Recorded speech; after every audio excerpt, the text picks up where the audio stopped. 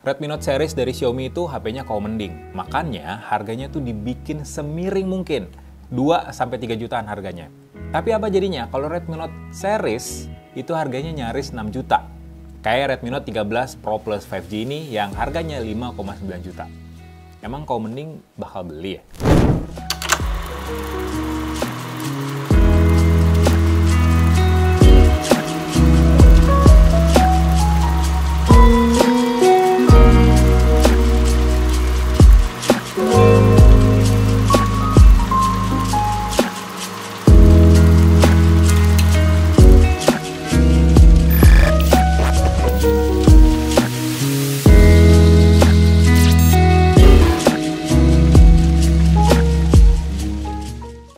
Kali pertama ada varian Pro Plus di Redmi Note series. Sebenarnya secara global sih udah ada ya Redmi Note 12 Pro Plus, cuman nggak masuk ke Indonesia. Tapi entah kenapa sekarang Xiaomi Indonesia ngeluncurin Redmi Note 13 Pro Plus yang harganya 5,9 jutaan. Pertanyaan gue tuh cuma satu sebenarnya, pas smartphone ini diluncurin. Emang Mi fans atau ya kaum mending lah ya yang suka menang ini, mending itu bakal rela gitu ngeluarin uang nyaris 6 juta untuk sebuah Redmi Note?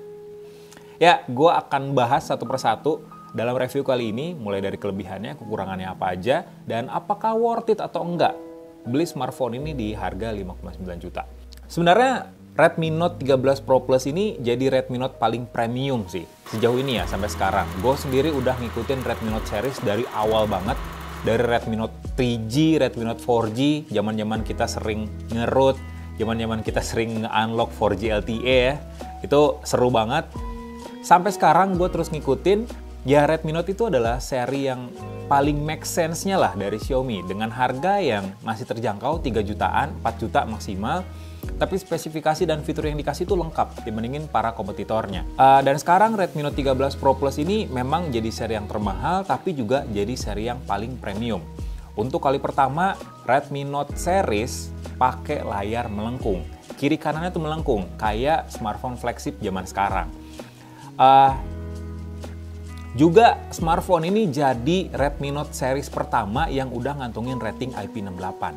Rating IP68 berarti smartphone ini bisa dicemplungin ke dalam air sedalam 1,5 meter selama 30 menit.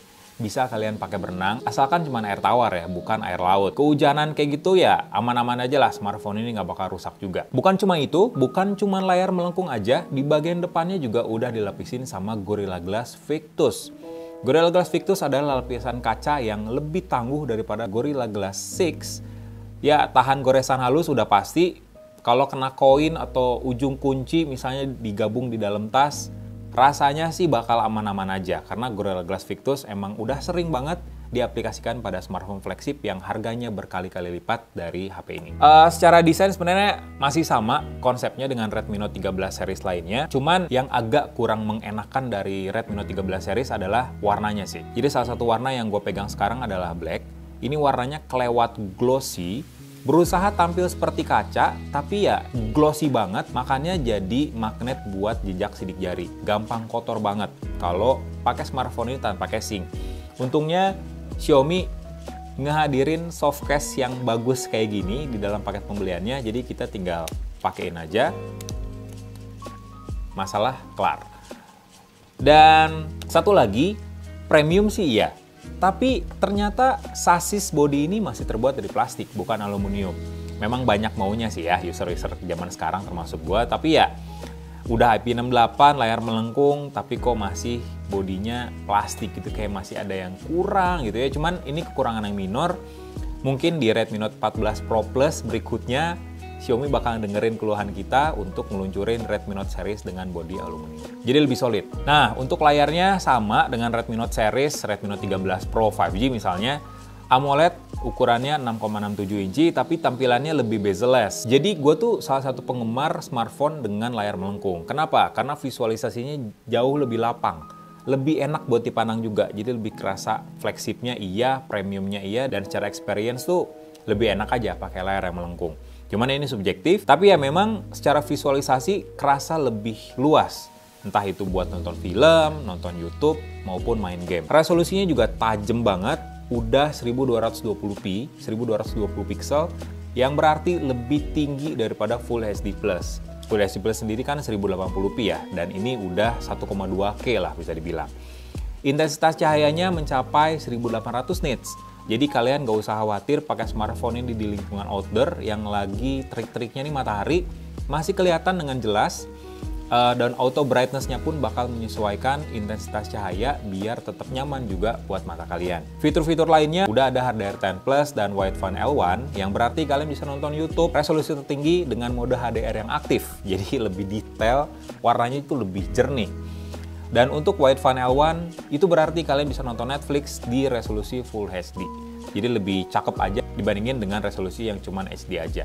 Jadi kayak lebih enak aja buat nikmatin multimedia yang jadi favorit kalian. Terus juga ada Dolby Vision, in-display fingerprint, sampai refresh rate hingga 120 Hz. Nah, refresh rate-nya belum adaptif, jadi cuman ada 2 pilihan aja di mode pengaturannya, 60 Hz dan 120 Hz.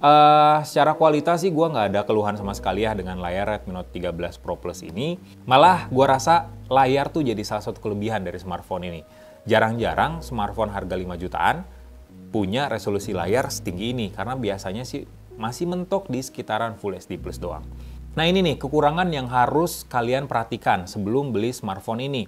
Kalian harus terbiasa dengan iklan yang membludak banget di aplikasi bawaan Redmi Note 13 Pro Plus. Yang pertama, smartphone ini juga belum berjalan di HyperOS berbasis Android 14. Jadi sejauh ini, sampai video ini dibuat, masih berjalan di MIUI 14 berbasis Android 13. Nah, di MIUI ini, pertama, banyak bloatware-nya. Yang kedua, banyak iklannya. Iklannya ini ada di aplikasi-aplikasi bawaan Xiaomi, misalnya kayak File Manager dan Security. Bayangin, aplikasi security ada iklannya. Kelakuan Xiaomi. Gue sih sebenarnya memaklumkan kalau muncul iklannya di smartphone harga 1 jutaan atau 2 jutaan. Karena kan Xiaomi butuh untung juga ya di segmen yang lumayan seksi gitu di Indonesia. Harganya dibikin rendah tapi spesifikasinya tuh lumayan bersaing juga. Ya salah satu cara untuk menutup subsidi tersebut ya dengan memunculkan iklan di aplikasi bawaan. Tapi gue masih nggak bisa nerima kalau kita sebagai user udah ngeluarin 5 juta ke atas tapi masih juga ditampilin sama iklan. Bodoh amat ya kalau spesifikasinya bahkan jauh lebih tinggi gitu ya. Tapi kan gue udah ngeluarin biaya yang nggak murah. 5,9 juta itu buat gue nominal yang cukup tinggi untuk konsumen di Indonesia. Iklan-iklannya sebenarnya secara teknis nggak bisa kalian hentikan. Yang bisa dihentikannya adalah personalisasinya. Jadi personalisasinya kalau dimatikan, jadi iklannya yang tampil di aplikasi kayak File Manager maupun Security itu yang nggak relate dengan kesukaan kalian. Kalau misalnya personalisasinya dinyalain, itu kegiatan kita sedikit mungkin kayak diintip. Misalnya kita favoritnya sukanya apa, suka nontonin konten apa di medsos, jadi tampilan iklannya bakal disesuaikan dengan kesukaan kita. Itu aja sih yang gua nggak bisa terima gitu ya dari sebuah Redmi Note 13 Pro Plus ini. Untuk user experience maupun UI ya emang masih enak lah ya untuk MIUI, masih smooth, apalagi ya memang ditunjang dengan spesifikasi yang tinggi. Dan ngomongin soal spesifikasi, Redmi Note 13 Pro Plus ini didukung oleh prosesor yang terbilang kencang, MediaTek Dimensity 7200 Ultra. Jadi prosesor ini tuh punya clock speed di performance core-nya mencapai 2,8 GHz yang dipaduin sama RAM 12 GB, jenisnya RAM LPDDR5X. Jadi udah masuk ke kategori flagship sebenarnya teknologi RAM-nya, cuman memori penyimpanannya masih di UFS 3.1. Seenggaknya lebih cepat untuk read dan write speed dibanding sama UFS 2.2 ataupun UFS 2.0. RAM-nya sendiri bisa di-upgrade secara virtual sampai 8 GB, jadi total RAM-nya bisa tembus 20 GB.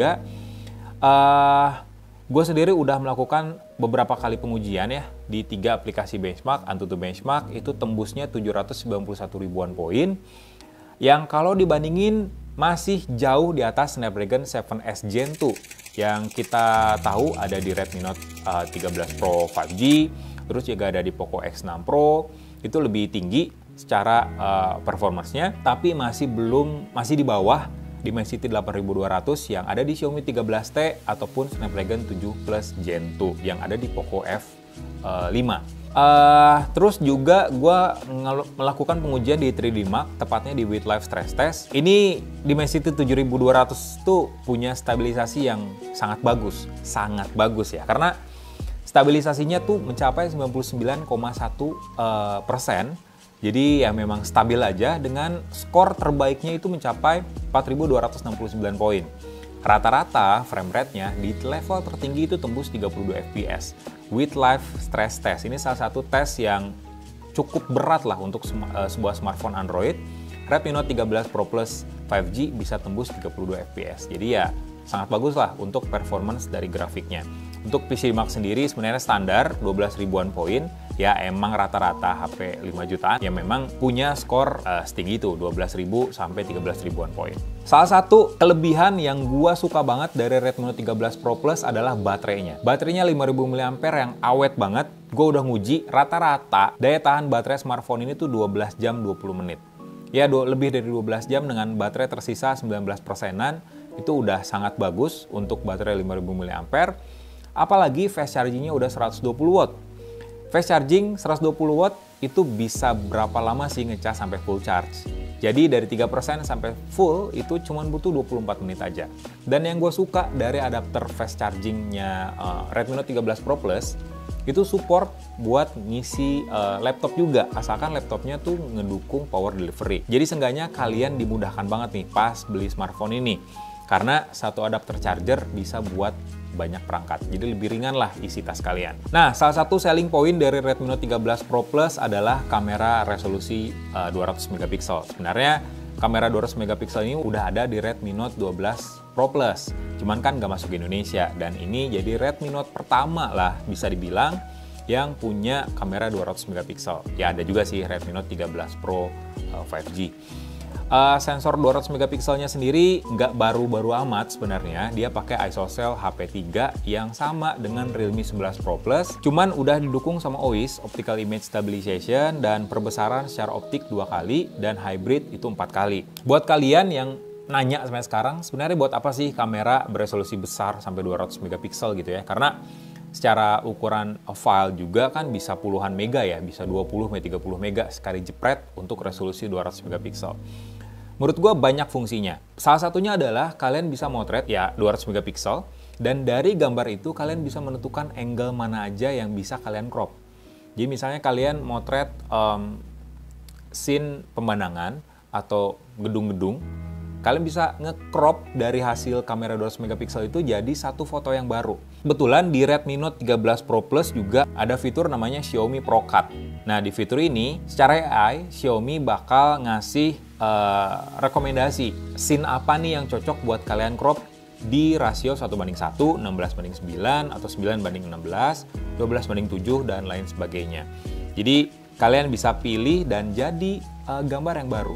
Itu menarik sih menurut gue ya. Cuman ya memang kalau ngomongin soal baru-baruan teknologi, sebenarnya lebih menarik kamera periskop yang ada di Realme 12 Pro Plus. Ya ada plus minusnya memang, cuman kamera 200 megapiksel ya fungsinya kayak gitu. Kalian bisa motret resolusi tinggi dan bisa nge-crop gambar tersebut jadi gambar yang baru dengan sudut pandang yang lebih berbeda. Dipaduin juga sama kamera ultrawide 8 megapiksel sama makro 2 megapiksel, itu gimmick sih sebenarnya. Jadi nggak penting-penting banget dua kameranya. Fix fokus pula, dan kamera selfie-nya 16 megapiksel. Kalau soal kamera utamanya, hasilnya sebenarnya bagus. Warnanya akurat, terus juga detailnya yang dihasilkan tuh banyak, kontrasnya juga tinggi. Yang menarik adalah warnanya sih, selain akurat juga kerasa hidup. Warnanya tuh kayak agak didramatisir gitu ya, tapi minim editing lagi gitu. Pas kita mau upload ke Instagram misalnya. Kalau Instagram kan biasanya pakai filter lagi, atau kita edit lagi di Snapseed maupun di Photoshop misalnya.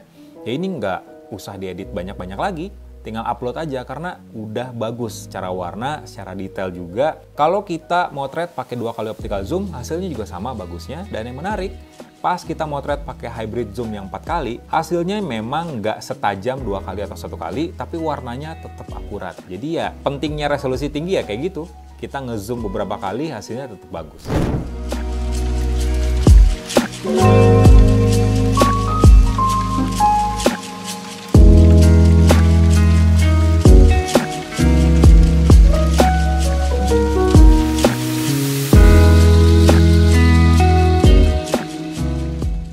Ini adalah video yang direkam pakai Redmi Note 13 Pro Plus 5G di resolusi Full HD pada 60 fps. Always udah nyala ya, karena stabilisasinya berbasis hardware. Kalau dilihat dari viewfindernya sih, ini ya stabil ya. Hasilnya juga oke sih, ini HDR-nya masih dapet. Warnanya juga bagus. Awan mendungnya masih kelihatan, tapi kalau kena paparan matahari, sinar matahari yang lumayan kenceng, jadi agak gelap nih. Tuh. Tapi overall cakep. Nah, Redmi Note 13 Pro Plus 5G buat kaum mending sebenarnya cocok nggak sih buat dibeli? Oke, biasanya kan kaum mending itu butuh smartphone yang harganya kaki 5, tapi fiturnya bintang 5. Ya nggak sih? Ngaku aja lah kalian ya. Ya memang masih agak sulit ya, mungkin beberapa dari kalian menerima kenyataan kalau Redmi Note 13 Pro Plus itu harganya 5,9 juta. Tapi ya buat gua sebenarnya ini adalah harga yang adil, harga yang masuk akal untuk Redmi Note 13 Pro Plus. Kenapa adil? Kenapa masuk akal? Karena banyak kelebihan yang ditawarkan oleh smartphone ini. Pertama, kita ngomongin desainnya deh, yang premium. Terus juga layarnya melengkung sama udah punya rating IP68. Seenggaknya kalian bisa lebih worry free bahwa smartphone ini hujan-hujanan. Mau ngonten di saat hujan kek, mau ngonten di dalam kolam renang kek, mau sambil mandi kek, bisa pakai smartphone ini tanpa harus khawatir rusak karena udah rating IP68. Yang kedua, layarnya udah AMOLED, resolusinya udah tinggi. Ditambah juga udah ngedukung Dolby Vision, HDR10+, Wideband L1, refresh rate yang tinggi, sama speaker yang udah didukung dengan Dolby Atmos. Kemudian dapur pacunya, udah pakai MediaTek Dimensity 7200 yang menurut gue udah kenceng. Nggak kenceng-kenceng banget, tapi seenggaknya stabil dan cocok buat kebutuhan apapun, alias all-rounder. Baterainya juga awet dengan adapter 120 watt yang tersedia juga dalam paket pembelian. Kenceng juga untuk pengisian dayanya. Serta kamera utama 200 megapiksel yang mungkin menurut gue overpower lah di kelasnya. Memang ada beberapa kekurangan, salah satunya ya tadi MIUI 14 dengan banyak iklan serta bloatware, cuman menurut gue masih bisa dikesampingkan lah, sedikit dikesampingkan asalkan kalian nggak sering-sering aja buka security ataupun file manager. Cuman ya buat gue yang suka ngulik ya memang agak ganggu. Cuman sekali lagi dengan harga 5,9 juta, menurut gue Redmi Note 13 Pro Plus 5G ini bisa jadi salah satu opsi smartphone yang mungkin kalian incar di tahun ini pas THR udah cair. Jadi ya smartphone ini masih layak lah untuk kalian beli di tahun ini. So gitu aja review lengkap, impresi gue setelah pakai Redmi Note 13 Pro Plus ini sebagai daily driver. Like video ini, kasih komen, share juga jangan lupa, subscribe channel Zontek buat tahu review terkini, hands-on unboxing apapun update-nya di dunia pergadgetan Indonesia. Bye!